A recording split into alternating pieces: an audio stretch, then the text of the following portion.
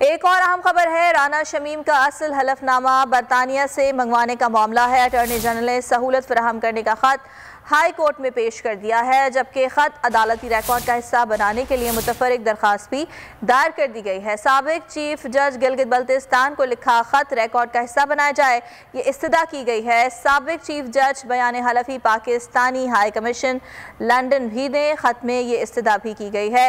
राना शमीम का हलफनामा है और इस मुतालिक आपको आगाह कर रहे हैं कि बरतानिया से उनका हलफनामा मंगवाया जाए। इस मामले पर अटॉर्नी जनरल ने सहूलत फराहम करने का खत हाई कोर्ट में पेश कर दिया है। सब्सक्राइब करें और बेल दबाएं ताकि कोई खबर रह न जाए।